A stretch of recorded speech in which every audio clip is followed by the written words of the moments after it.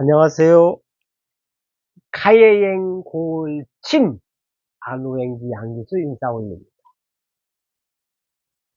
카예행 골침, 그러니까 오늘 침이 붙었어요. 더 이상은 이름을 늘리지 않을 생각입니다. 한두 곳도 없어요. 이름 얘기에다가 하루 다 갈 수는 없으니까. 카예행 골침, 침은 침묵입니다. 오늘 책을 읽었는데 그 얘기가 나오더라고. 그동안에도 제가 항상 생각하고 있었는데 마침 그 내용을 읽어서 카예행 골침이라고. 여기서 침은 침 뱉는 게 아닙니다. 침묵입니다. 아까 한 10시, 밤 10시 전후에 어김없이 모퉁이 누나가 전화가 왔어요. 기수야, 밥 먹었니? 하고. 오늘은 마침 또, 어, 귀한 손님이 또 와 계시더라고요. 그래서 같이 옆자리에서 먹었습니다.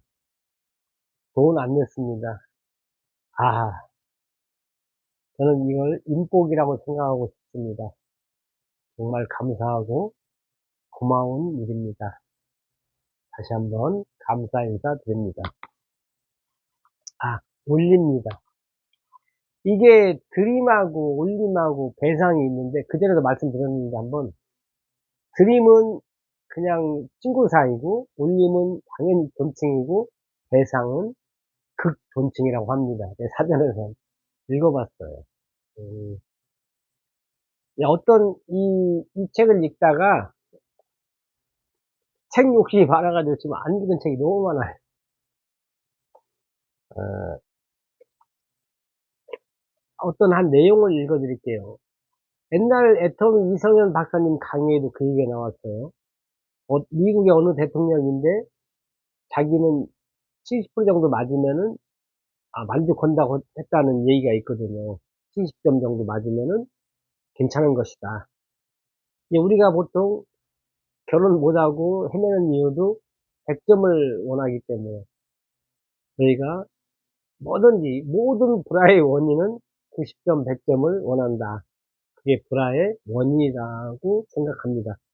소주 한 병 채 못 마셨어요. 오다가 깼어요. 소가지고. 네, 이 책에서는 뭐라고 하냐면은 70점 맞으면은 좋다 이거예요. 70점 맞으면 어느 정도 자신감이 생긴대요. 난 70점이면 괜찮아. 자신감 생기고 나머지 틀린 30점에서 배우려고 하는 그 의욕이 생긴대요. 95점이나 100점 맞으면은 오만해진다 이거예요, 약간. 더 이상 배울 게 없다고 자기가 스스로 생각을 한대요.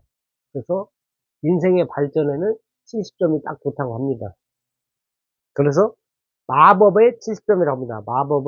마법의 70점.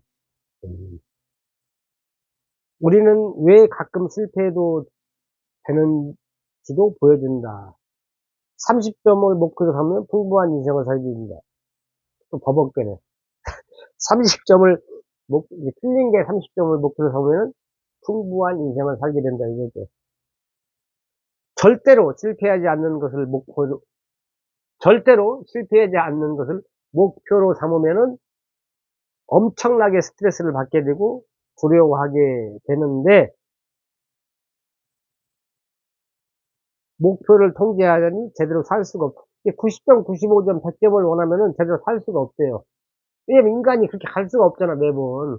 어쩌다 한번 갈 수는 있지만은.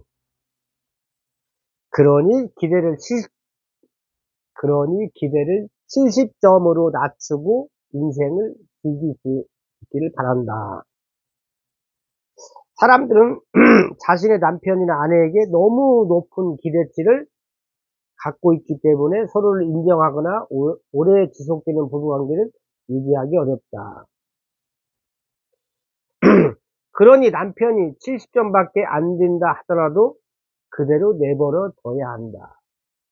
근데 그렇지가 못해. 책을 안 보니까, 책을 안 보는 사람들은 저는 생각 않고 상대는 95점, 100점을 원한다니까. 똥 묻은 개가 못 묻은 개를 뭐라고 한다고. 인간이 완벽을 기할 때는 죽은 겁니다. 인간이 태어나자마자 100점은 없어요. 그 밑에서 이제 헤매는 거지. 근데 어느 순간 인간이 100점이 되는 순간이 있어요. 그것은 죽었을 때. 죽었을 때는 100점이에요. 끝난 거니까. 더 이상 뭐 희망이 없으니까. 그러면 우리가 누구한테 100점을 원한다는 것은 그 사람 죽으란 얘기예요, 사실은. 그죠? 어디서 이런 멋진 말이 나오는지. 이 뇌 속을 한번 보고 싶어. 아내가 98점이면 푹 쉬라고 하고, 아내가 98점이면 쉬래요. 더 이상. 큰일 나. 98점이면 좀만 더 100점 되면 죽는 거잖아. 큰일 납니다. 위험한 거예요. 실패도 좀 하라고 충고해야 한다. 그러니까 여기서 이제 98점 점수 내려야 돼. 80점, 70점으로.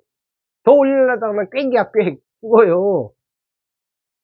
그렇게 하지 않으면 당신이 그녀를 내다 버리게 될 것이다. 내가 죽었으니까 나쁜 말 얘기하면 내다 버리는 거 맞잖아요. 집에서 무덤으로 하는 거잖아요, 이게. 아마 이 책을 쓴 사람은 제가 지금 말하는 해석 같을지는 모르겠지만 맞는 것 같아요. 참 제가 얘기하고도 참 얘기 잘하네. 부모 또한 자식에 대한 기대치를 낮춰야 된다. 모든 아이들의 절반만이 학교에서 상위 50%에 들을 수 있다. 예. 이 모든 아이의 절반, 나머지 절반은 어떻게 해?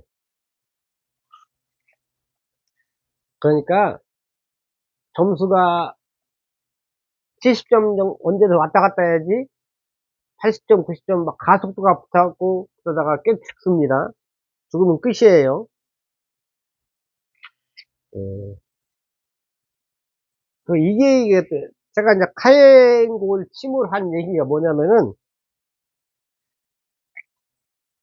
어느 한 부인이 장을 보고 돌아와 이제 집 대문을 열었어요. 집에 와서 시장에 장 보고 왔는데 그때 어디선가 갑자기 큰 개 한 마리가 나타나가지고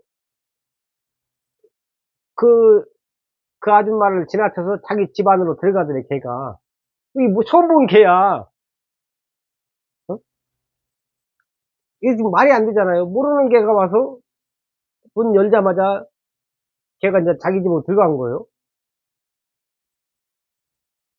그래갖고 이제 걔 행동을 보니까 조용한 방에 한 구석에 웅크리고 앉더니 이내 잠들어 버렸대. 미친 게 아니야, 이거. 남의 집에 와서. 하고 걔가 한 2시간 정도 잠을 자더만 스르르 집 밖으로 나가버렸대, 일어나가지고. 그냥 내버려뒀대, 그 부인은. 그 아줌마는.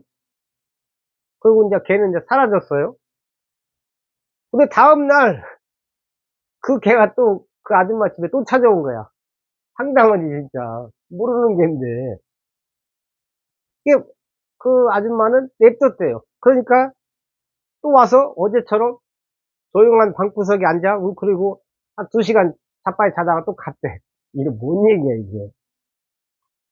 이렇게 며칠을 똑같이 되풀이 했대요, 이게. 그러니까 이제 이 아줌마가 궁금한 거예요. 그래갖고 이제 걔가 이제 목걸이를 차고 있었대요. 갖고 이 아줌마가 이 도대체 누구네 개인지 궁금해가지고 그 목걸이에다가 편지를 써가 메모지를 편지를 써서 목걸이에다 이렇게 달아놨대. 근데 얘가 이제 집 나온 개는 아니래. 딱 그 사이즈가 있잖아요. 깔끔하잖아, 걔가. 집 나온 개는 들개는 막 수줍스러운데 얘는 깨끗하더래. 갖고 목걸이에다가 편지를 썼대. 뭐라고 썼냐면은 대개 걔가 지난 닷새 동안 매일 오후가 되면 우리 집을 방문한다 이거예요. 그리고 집에 와서 하는 짓이라고는 조용히 자는 게 전부래. 참 희한하네. 이런 거 처음 들어보네. 나하고는 상관없는 일이기는 하지만 녀석이 사랑스럽고 성품이 그렇게 좋을 수가 없더군요. 녀석이 어디에 사는지 여기에서 녀석은 개입니다. 왜 계속 우리 집을 찾는지 궁금하다 하고 이렇게 해서 편지를 이제 써가지고 목걸이에 매달아 놨어요. 그럼 그 개가 이제 자기 집에 갔겠죠. 다음 날 개는 다른 메모가 담긴 목걸이를 하고 부인의 집으로 찾아왔다. 펼쳐보니 이렇게 쓰여 있었다. 이 녀석은, 이 개는 쉬지 않고 잔소리를 해대는 제 마누라, 이건 남편이 쓴 거야, 이제. 제 마누라와 아들 넷, 5명이 함께 시끄러운 집에서 살고 있습니다. 심지어 두 아이는 5살도 되지 않았습니다. 철이 없으니까 막 떠들겠죠. 강아지는 평화롭고 조용한 곳에서 잠을 자기 위해 아주머니네 집을 찾아가는 것이다. 잠을 자기 위해 댁을 찾아가는 걸 겁니다. 마지막에 이게 너무 웃겨. 그 남편이 혹시 저도 갈 수 있을까요? 아, 얼마나 시끄러웠으면은,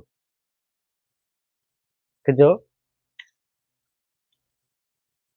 이게 처음에 나오더라고, 이게. 처음에 뭐라고 나오냐면은, 이 강아지는 쉬지 않고 잔소리를 해대는 제 마누라와 애들 넷과 함께 시끄러운 집에서 살고 있습니다. 강아지는 평화롭고 조용한 곳에서 잠을 자기 위해 댁을 찾아가는 걸 겁니다. 혹시 저도 갈 수 있을까요? 신랑이죠, 나중에. 혹시 저도 갈 수 있을까요? 이게 웃기면서도, 어, 저는 그래요. 제가 스타벅스를 쿠폰이 있어가지고 한 번씩 가는데, 정말 시끄러워요. 무슨 원래기가 이렇게 많은지. 정말 시끄러운데, 저는 스타벅스 가면은 이제 책을 많이 봐요. 또 시끄러워도 그게 안 들리더라고, 집중하니까. 뭐, 하여간에, 우리는 자동차 소리, 막, 술 먹은 사람들 시끄러운 소리에 참, 그 강아지가 얼마나 시끄러웠으면 말 못할 짐승이 얼마나 답답했겠어. 아유, 그 사람들이 좋긴 좋지만은, 잠깐이라도 자기가 쉬고 싶을 때까지 자기만의 시간이 필요하잖아. 근데 계속 떠들고, 계속 놀아달라고 하고, 강아지는 언제 자? 그것도 마누라까지 애들 5, 애들 넷, 5명이서, 그 5명이 그 생활 리듬이 다르잖아요. 잘 많으면 누가 와서 건들고, 잘 많으면 누가 와서 건들고. 우리 강아지를 우리가 시간을 재야 될 것 같아요. 우리가 하루에 8시간 자면은 강아지도 8시간 자게 해야 되는데, 그 5명의 엄마하고 아들 넷이, 자녀 넷이, 다 그 바이오 리듬 이런 게 다 다를 거 아니에요. 그리고 강아지는 24시간 잠 못 잘 수도 있어요. 근데 강아지가 착하니까 받아주다 보니까, 아, 방법은 하나다. 지금 나가자. 모르는 데 가서, 근데 누울 자리 보고 다리 뻗는다고 강아지도 딱 사람 받겠지. 어우, 저 아줌마 정도는 나를 운전박대 하지는 않겠다. 강아지가 이게 돌을 닦은 거예요, 돌을. 참 책 보다 보면 이 예시 드는 게 너무 재밌어요. 그래서 많이 깨닫고 깨우치고. 근데 아까도 얘기했지만은 참 책 이거 산 이유가 그거예요. 어디 갔어? 이 책? 아, 이 책 아니네 또. 아, 그 좋을지 나쁜지 누가 알겠습니까? 인생은 해옹지마입니다. 아, 아까 삼겹살 먹고 한 100m 오는데 술이 깼어요. 내일은 많이 춥다고 합니다. 옷 단단히 입으시고 여기 출근 잘하시기 바랍니다. 지금까지 카야행 고을 안우행기 양기수였습니다. 고맙습니다.